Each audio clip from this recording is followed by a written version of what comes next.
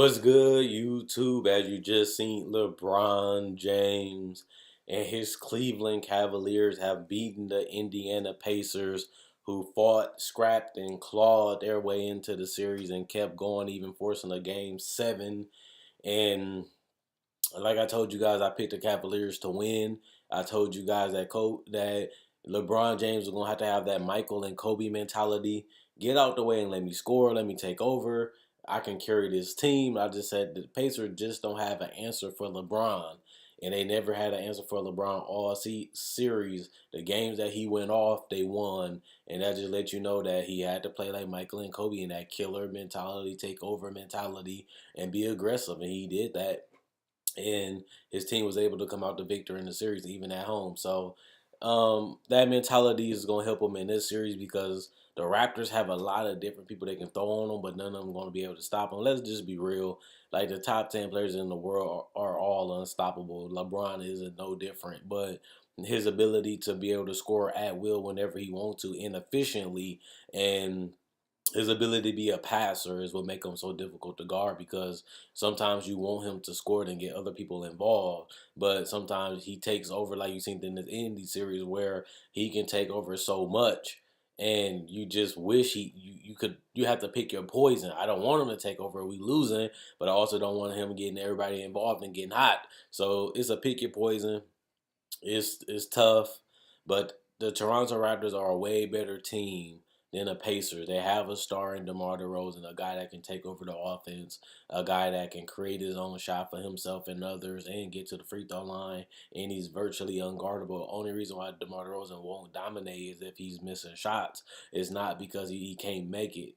It's just the fact that he's missing them. He can create enough space. He can create enough room. He can, get the shots that he wants anytime he wants to. Same with LeBron, but he just does it more dominant, more efficiently. Kyle Lowry's gonna be huge for this series, I think, because his 3-point shooting is going to be pivotal for them to win. He's going to have to be able to knock down that spot up three. He's going to have to be able to create shots for his teammates and help DeMar DeRozan out. If he gets double teamed or trapped like they did with Oladipo, you need that other guy that can help you out. And that's one reason why the Pacers failed, is because they didn't have enough guys that they can count on consistently to create their own shot. And they had to rely on Darren Collison, and Victor and Miles Turner never gave you that much. Sabonis gave you some great games, but you couldn't count on them to do that every game. And that's something that's different now, is that going against the Raptors, you got two guys that can get their own shot, but you got them surrounded by other players like Jonas, like Delon Wright, like OG Anunoby, and even guys like CJ Miles that can come off that bench and knock down threes, and Anunoby can play good defense while also knocking down threes. So this team has a better structure. They play more together. They make you have to guard all of them because they're all weapons. They're all in their spots because of coaching and getting the best out of their abilities, put them in the right spots. And that's something that we're going to see Dwayne Casey try to do, try to expose pick and rolls, trying to go isolation on certain players, try to take advantage of mismatches. And they're going to try to see how far LeBron can take them to beating them. We've seen them struggle a little bit with the Wizards. But that goes again with that theory that they had two players in John Wall and Bradley Beal that can take over and control the game, and they still wasn't able to even win the series. They won 6, but they ended up getting put out. But this team is going to be a lot more tougher because LeBron James is like unguardable right now. He's hitting the post shots. He's knocking down the mid-range jumper. He's knocking down pull-ups. He's knocking down threes. He's getting to the paint and finishing with dunks and layups, and even knocking down free throws. He shot 80% um, against the Pacers. So I definitely want to see how this series is going to go. Toronto, in the last couple months, they ended up playing Cleveland even with a beat-up roster because some of their players was missing. They still was able to go on there and still beat the Raptors even with a beat-up roster. So LeBron does have the Raptors number. They know how to game plan against them. They know how to beat them. They know how to outscore them. They know how to exploit mismatches too. So that's going to be the weird thing. They're going against a better team, but every team is always different because every team has their own type of style, their own type of matchups, and their own type of strengths. And their strengths goes well against Cleveland because they like to, isolate DeMar DeRozan and let him create the offense sometimes, but also, you're not really scared of other people outside of Lowry really beating you, even though they're better role players than what Pacers had. Um, the lineups that Ty Lue been trying to do with the J.R. Smith, Kyle Carver is going to make them just as equally harder to guard because you can spread out the floor and you still got to worry about LeBron and you can't really make mistakes because you have Love at the five and that's going to stretch out the floor for Surge and Jonas to get out of that paint, which equals driving lanes for LeBron and everybody else on the team. So I think that Kyle Lowry, he showed up in the first series. He's going to have to play exceptionally well to beat this Cleveland team. DeMar DeRozan is going to have to go bucket for bucket, to keep this team with the lead in the fourth quarter. So I definitely want to see how much that the Raptors have improved. Will they go back to hero ball? Will they go back to isolation? Will they continue to move the ball? Will people continue to knock down shots? Because they looked at damn near unguardable in those first two games in Toronto against the Wizards. No matter what the Wizards tried to do, somebody was open. No matter what the Wizards tried to do, somebody was knocking down the shot. So if the Raptors come out that way, playing and making the right passes, making the right plays, and keeping everybody involved and engaged, they're going to be just as tough as the Cavaliers.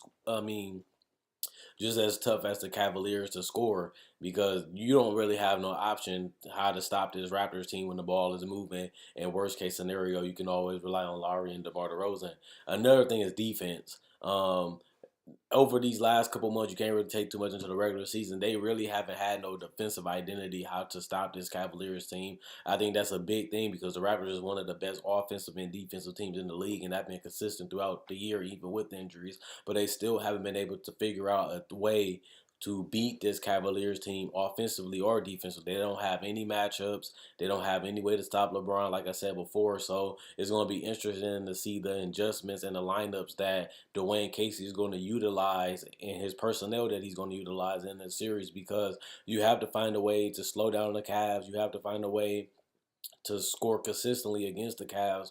But not only that, you have to find a way to, maintain keeping everybody else from going off. They really struggled playing together as a team against Indiana, but they're fast, they're athletic, and they run up and down the court getting easy baskets. Toronto can do the same thing, but will they? Will they push the pace? Will they keep it fast? Will they move the ball around consistently and try to find an open guy to get the best shot available instead of chucking up threes in the corner or relying on Kyle Lowry and DeMar DeRozan to create isolation shots late in the shot clock? And it's going to be tough because, you're going against one of the best teams in the league in the Cavaliers. They won 50 games. They have arguably the best player in the world. I don't think he is, but some people do, and they're entitled to their own opinion. But when you look at it in that microscope, you wonder, can the Raptors finally fight this demon? They got to the Eastern Conference Finals, so they did that already. They got the number one seed in the East. They did something like that. So now it's all putting it together and making this run for a championship. If you can be able to beat Cleveland, this is the redemption. This is the team you can never get over. This is the team that you've been trying to beat. You've been trying to beat LeBron. And if they can beat this Cleveland team, they can go on and have confidence in that Philly series because, they match up well against Philly. They have the size, they have the perimeter player, they have the shooting, they have the athletes. So, if you can get past this Cavaliers team, a team that have been a monkey on your back for years, it should instill and empower you that you can beat anybody in the NBA because this is the team that you're trying to get over the hump with. Just like Boston and Detroit in the East, once people figure out how to beat them and they seen how to beat them, they end up getting older. They end up getting slower. They wasn't as executing as much. And this is the vulnerable Cavaliers now. This is the perfect time to beat this team because of the personnel issue, because of the inconsistency offensively and defensively, and because LeBron James been playing a lot of minutes. He's tired. He has to carry the team. He has to make all the plays. He has to make all the passes. He has to score all the points. And, you're willing to accept that because you know your teammates. And like, as a team, Toronto is a better on paper team and they play better as a team offensively and defensively. So you should trust your system, trust the players that's guarding each other. You should be able to play 1-on-1, but you ain't gonna be able to stop LeBron. So you should be able to force him to take perimeter shots.